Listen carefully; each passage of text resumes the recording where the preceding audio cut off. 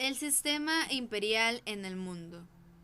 Durante la segunda mitad del siglo XIX, el mundo vivió un proceso cultural, económico, político y social conocido como imperialismo, el cual fue liderado por Estados Unidos, Japón y las grandes potencias europeas. La administración colonial. El gobierno de las colonias se desarrolló bajo distintos modelos. Uno de ellos fue el del protectorado, mediante el cual autoridades locales aceptaban gobernar bajo la dirección de una potencia europea. Pero el sistema de dominio más frecuente de las potencias imperiales fue el gobierno directo, que a su vez tuvo dos modelos. Primer modelo: anexión de la colonia y su integración a la administración metropolitana. De ese modo se otorgaba a colonos blancos los mismos derechos políticos que a los ciudadanos del Estado imperial. Segundo modelo: asociación de la colonia a la metrópoli, el cual consistía en el establecimiento de gobiernos indirectos, en los que había parlamentos locales ante los cuales debía responder el titular del gobierno de la colonia. Si nos damos cuenta, en ambos modelos, el elemento común siempre fue la situación privilegiada de los pobladores blancos, por muy grande que fuese su número, y la subordinación de la población no blanca. El sistema británico.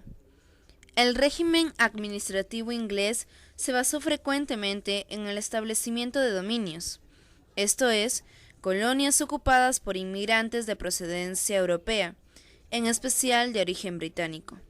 Así, en Canadá, Australia, Nueva Zelanda o el Cabo, se constituyeron sistemas de gobierno local apoyados por cámaras de representantes con facultades de gobierno, salvo en las relaciones exteriores y la política de defensa. El jefe del gobierno era un gobernador nombrado por la corona británica. La India fue un caso especial. Sus estados se encontraban sometidos al régimen del protectorado, pero en conjunto dependían directamente de la corona británica. En 1876, la reina Victoria fue proclamada emperatriz de la India.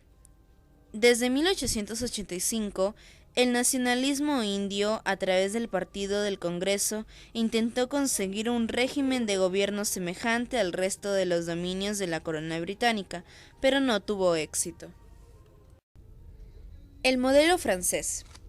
El sistema francés consistió en general en la conversión de las colonias en departamentos metropolitanos, como ocurrió en Senegal, Argelia, las colonias del Caribe y la Conchinchina. Esta integración implicaba la participación de la población de la colonia en el sistema político francés a través de la elección de representantes al Parlamento. En lugares como Madagascar predominó la administración directa. En el norte de África, en cambio, el régimen del protectorado. El caso de Argelia fue peculiar. Luego del frustrado deseo de Napoleón III de crear un reino árabe asociado a la corona francesa, se impuso una política de asimilación, de modo que fue dividida en 3 departamentos y sus asuntos pasaron a depender directamente de París. Pero solo los colonos europeos y judíos gozaban de derechos políticos, pues la mayoría musulmana estaba excluida. Esta segregación política fue el origen de muchos conflictos durante gran parte del siglo XX, hasta la independencia de esta colonia.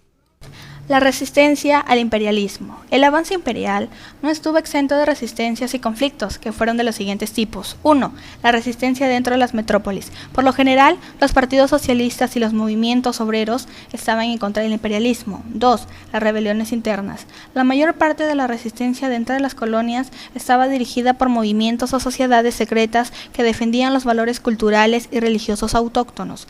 Ese fue el caso de los cipayos en la India o los boxers en China. 3. La oposición política. En algunas colonias, las élites locales formaron movimientos políticos que manifestaban una naciente conciencia nacional. Ese fue el caso del Partido del Congreso de la India. 4. Los conflictos entre europeos. Los conflictos entre las potencias imperialistas fueron numerosos. También se produjeron enfrentamientos locales entre la población europea, como ocurrió entre los Boers y los británicos en África del Sur. Las consecuencias del imperialismo. En los pueblos colonizados, el imperialismo tuvo los siguientes efectos. En lo político, se introdujeron las bases de una administración moderna. En lo económico, se impuso una economía de plantación y explotación de minas, lo que privó de tierras a los nativos. En lo social y cultural, la sociedad tradicional y la cultura autóctona entraron en crisis. Las élites nativas se occidentalizaron y paradójicamente, de ahí surgieron los líderes del futuro movimiento descolonizador. La rebelión de los Boxers. La revuelta de los Boxers se produjo en China en 1900. Estaba dirigida por una sociedad secreta nacionalista y sus objetivos eran la expulsión de los extranjeros y el término de la política de concesiones a las potencias occidentales. Eran respaldados por amplios sectores de la sociedad china, incluida la emperatriz Cixi, contrarios a la apertura de China al exterior y que demandaban una política más nacionalista. Tras la humillante derrota ante Japón en 1895, los Boxers pretendieron asaltar las embajadas extranjeras en Pekín, que fueron sitiadas por 55 días, pero no lograron desalojarlas. Las potencias occidentales y Japón se unieron para rechazar el ataque e imponer condiciones más duras al imperio chino.